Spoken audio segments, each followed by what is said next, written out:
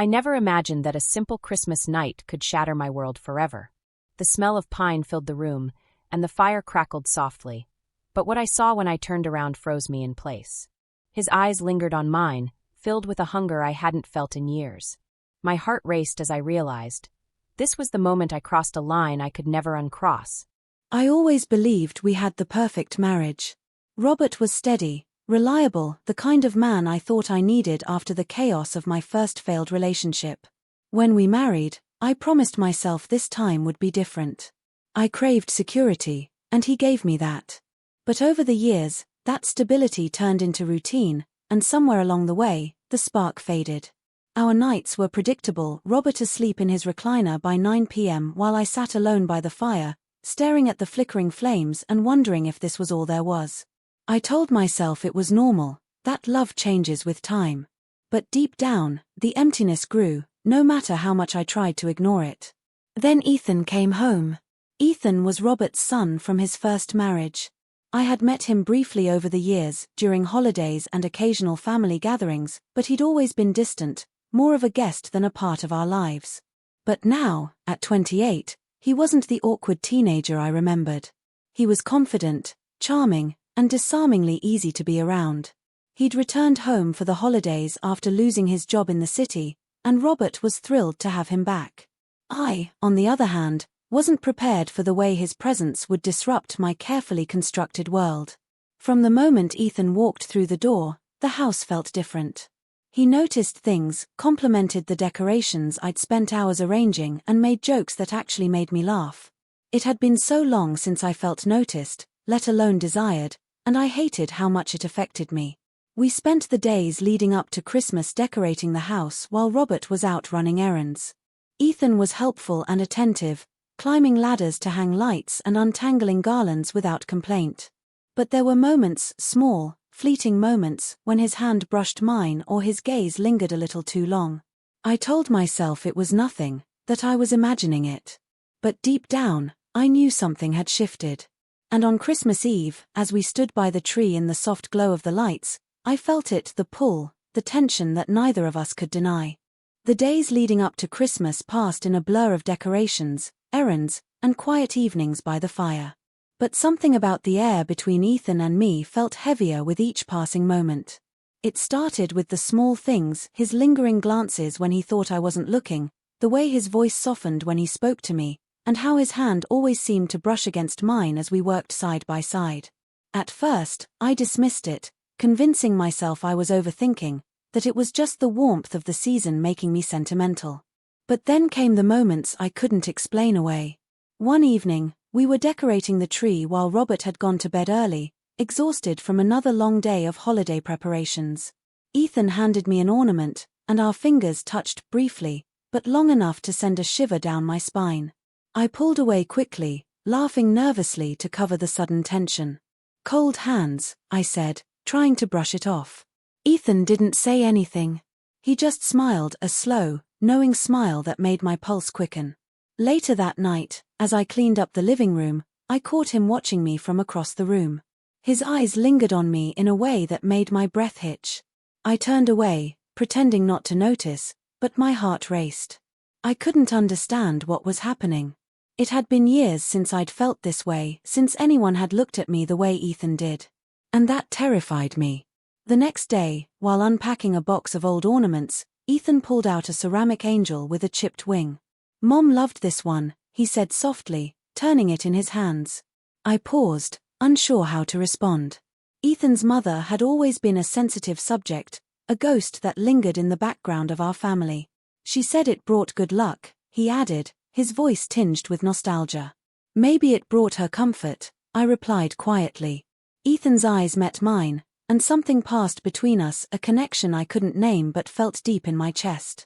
I quickly looked away, pretending to sort through the decorations. But the moment stayed with me. That night, while Robert snored upstairs, Ethan and I lingered by the fire after finishing the decorations. The wine flowed more freely than it should have, and the flicker of the flames cast shadows that felt far too intimate. I told myself to get up, to go to bed, to end the night before it spiraled into something I couldn't control. But I didn't. Instead, I stayed, listening to Ethan talk about his life in the city, his dreams, and how lost he felt after losing his job. He made me feel seen, alive, in a way I hadn't felt in years. And then it happened. He reached out, brushing a strand of hair from my face. It was such a small gesture, but it sent my heart racing. "You deserve more than this," he said softly. I froze, my breath catching in my throat. "Ethan, we can't," I started, but the words felt hollow, as if I didn't even believe them myself. He didn't move closer, but his eyes held mine, and for the first time, I didn't look away. I knew then that something was about to happen, something I couldn't take back. The days that followed felt like walking a tightrope. Every glance, every accidental touch, and every moment of silence between us was thick with unspoken tension. I tried to convince myself that it was nothing, that the spark I felt around Ethan was just loneliness, a fleeting craving for attention that would fade if I ignored it long enough. But the more I tried to distance myself, the more I felt drawn to him. It started with small moments I couldn't forget. One afternoon, Robert had gone into town to pick up last-minute gifts, leaving Ethan and me alone in the house. I was in the kitchen, rolling out dough for Christmas cookies, determined to distract myself. "Need any help?" Ethan asked, stepping into the kitchen. "No, I've got it," I said quickly, avoiding his gaze. He didn't leave. Instead, he leaned against the counter, watching me. "You've been avoiding me," he said softly. I froze, the rolling pin stilling under my hands. "I haven't," I lied, my voice trembling slightly. "You have," he said, stepping closer. "But you don't have to." His words sent a chill through me, not fear, but anticipation.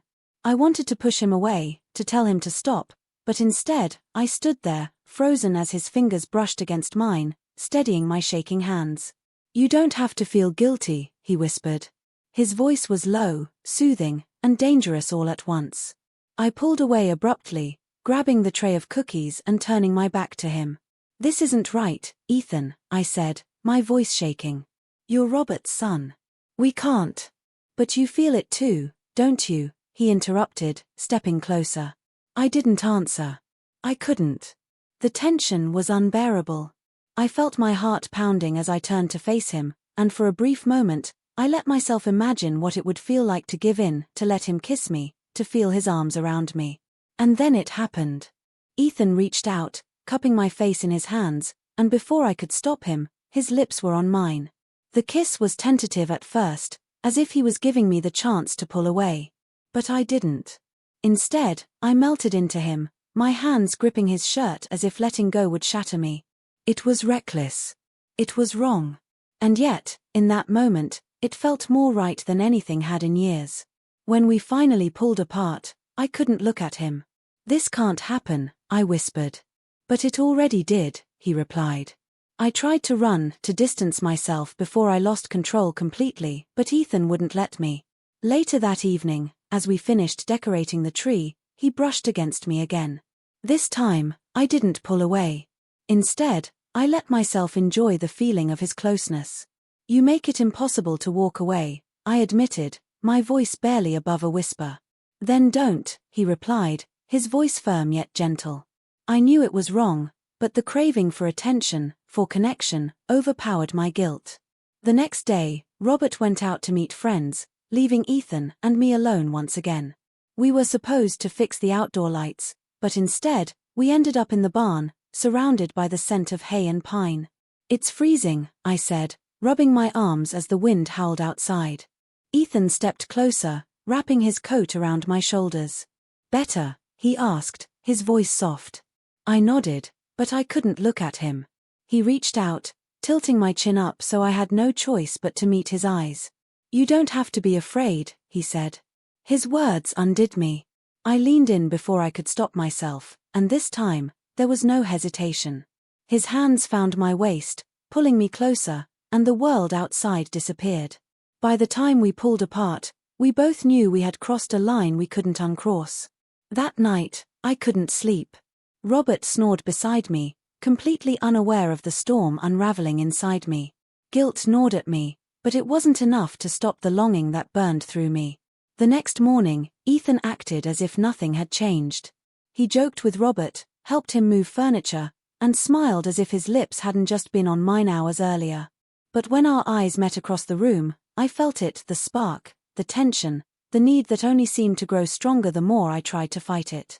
And I knew then that this wasn't over. The snowstorm hit on Christmas Eve, trapping us in the house and sealing our fate. Robert left early to deliver gifts to the neighbors, leaving Ethan and me alone again. I told myself to keep busy, to focus on the cooking, the decorating, anything to drown out the tension building between us. But Ethan wouldn't let it go. "You're quiet today," he said, stepping into the kitchen where I was peeling potatoes. "I'm focused," I replied, refusing to meet his eyes. "Focused on what?" he pressed, moving closer. "On getting through this without messing everything up." He didn't back off. Instead, he stepped behind me, his presence so close I could feel the warmth of his breath against my neck. "You already have," he whispered. I turned around sharply, dropping the knife I'd been holding. "This has to stop," I said, but my voice faltered, betraying the conviction I wanted to feel. "Does it?" Ethan's eyes searched mine. "Because I don't think you want it to." Before I could respond, he reached out, brushing a strand of hair from my face. The touch was soft but sent a jolt through me. "Ethan," I started, but he cut me off. "You're not happy, Emma. I see it every day. And I can't ignore how I feel about you." I couldn't breathe. My heart pounded as his words hung in the air. And then it happened. His lips were on mine again, more urgent this time, and I didn't push him away. Instead, I clung to him, desperate for the connection I hadn't felt in years. We didn't stop this time. The sound of the door opening shattered the moment.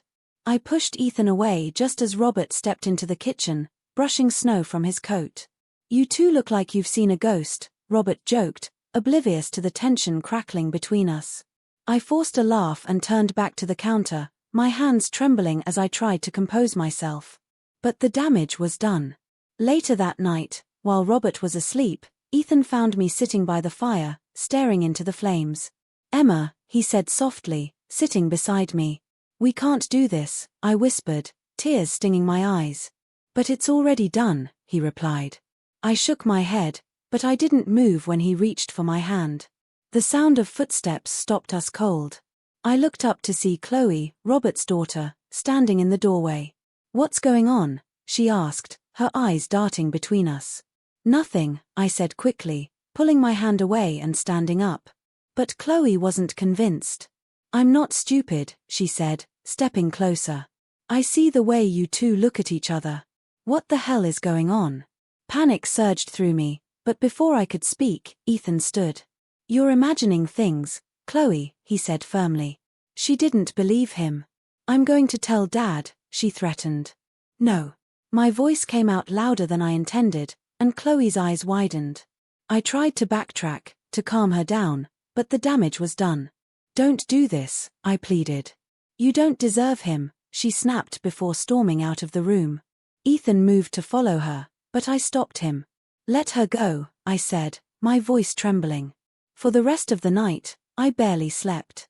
Every sound made me jump, every shadow made my stomach twist.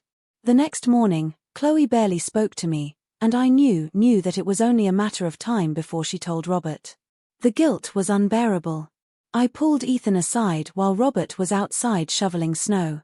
"This has to end," I said, my voice firm this time. "Emma." "No," I cut him off. "This was a mistake. Whatever this is, it has to stop before it destroys everything." Ethan's eyes darkened, and for the first time, I saw the pain in them. "So that's it?" he asked. I nodded, even as my heart ached. "It's better this way," I said, more to convince myself than him. Ethan didn't argue. Instead, he turned and walked away, leaving me alone with the crushing weight of my decision.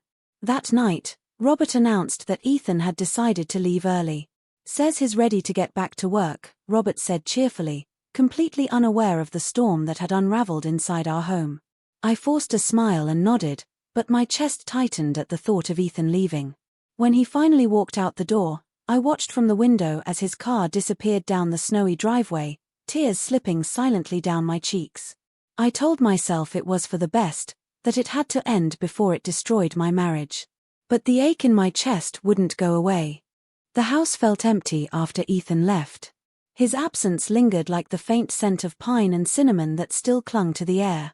I told myself that life would return to normal, that Robert and I would slip back into our routine as if nothing had happened. But nothing felt normal anymore. I avoided Robert as much as I could, throwing myself into cleaning and reorganizing the house. The Christmas decorations suddenly felt suffocating, their sparkle mocking the darkness I felt inside. Robert noticed the change.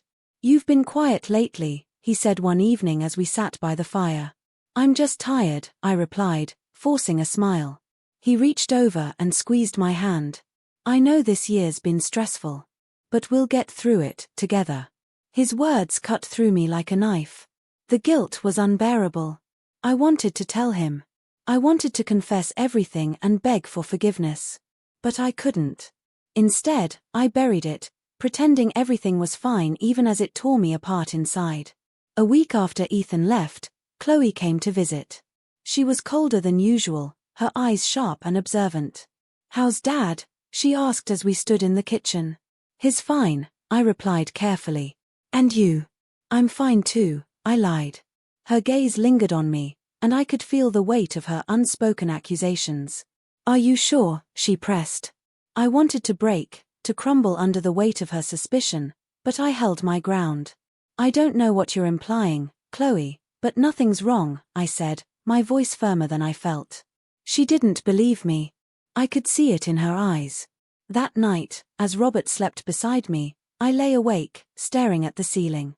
The memories of Ethan's touch, his voice, and the way he made me feel haunted me. I hated myself for wanting him even now, for missing him. But I hated myself even more for what I'd done to Robert. I spent the next few weeks trying to rebuild what was left of my marriage. I cooked his favorite meals, planned date nights, and even suggested we take a weekend trip to the mountains, anything to convince myself that we could still work. But the cracks were already there, and no amount of effort could make me forget what I'd done. One afternoon, while organizing the attic, I found a box of ornaments we hadn't used. Inside was the ceramic angel with the chipped wing, the one Ethan had held so carefully. I stared at it, my hands trembling. Memories flooded back, his smile, the warmth in his eyes, and the way he made me feel alive. I set the angel back in the box and closed it, determined to move forward. But moving forward wasn't as easy as I'd hoped. Chloe eventually stopped asking questions, but her presence was a constant reminder of how close I had come to losing everything. Robert remained blissfully unaware, but I couldn't shake the fear that one day he would find out. And Ethan? He didn't call, didn't text. It was as if he had disappeared completely, leaving me to wrestle with the aftermath alone. Sometimes I wondered if he regretted it, if he hated me for pushing him away. Other times, I wondered if he still thought about me the way I thought about him. The not knowing was the hardest part. One night, as I sat by the fire with Robert, I felt tears welling in my eyes.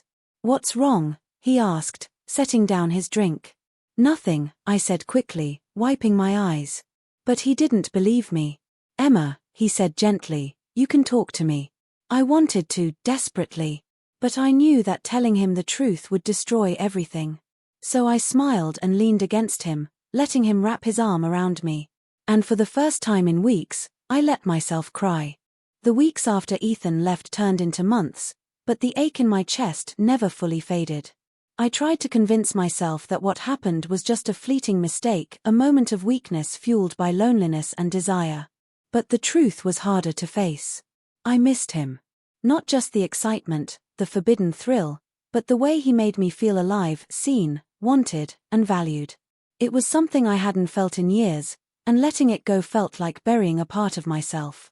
But I knew I had no choice. Robert deserved better than what I had done. Despite the cracks in our marriage, he had always been kind, steady, and devoted. And yet, his love hadn't been enough to keep me from crossing a line I swore I never would. I looked at him differently now, not with passion, but with guilt. Chloe eventually stopped watching me so closely, but the unease never left. Every time she came over, I felt the weight of her suspicion hanging in the air. I wondered if she'd forgiven me, or if she was just waiting for the right moment to expose me. But the months passed, and nothing happened. Robert remained oblivious, and I told myself that maybe, just maybe, I had escaped the consequences of my actions. I focused on fixing my marriage, determined to make it work. I planned vacations, joined him on morning walks, and even started picking up new hobbies to keep myself distracted. But no matter how hard I tried, the memories lingered. There were nights I would wake up sweating, my mind replaying the kiss by the Christmas tree or the moment Ethan whispered my name. I hated myself for it, for wanting someone I could never have. One day, while cleaning out the closet, I came across an old shirt Ethan had left behind. I froze, my fingers trembling as I held it. The scent of him was long gone, but the memories came rushing back. I almost threw it away. But instead, I folded it and placed it back in the box, knowing I wasn't ready to let go completely. Months later, I saw Ethan again, by accident. Robert and I were at a coffee shop, and Ethan walked in, looking as confident and composed as ever. For a moment, our eyes met. The connection was still there, I felt it instantly. But this time, I turned away, pretending not to notice. He didn't approach me. He didn't say a word. And somehow, that hurt more than I expected. Looking back now, I realize how easily desire can unravel everything you've built. It's terrifying how one moment, one decision, can change the course of your entire life. I told myself that I did the right thing by ending it. That walking away from Ethan was the only way to save my marriage. But part of me still wonders, was it worth it? I don't have the answer. All I know is that I live with the weight of my choices every day. I learned the hard way that passion can be intoxicating, but it's also dangerous.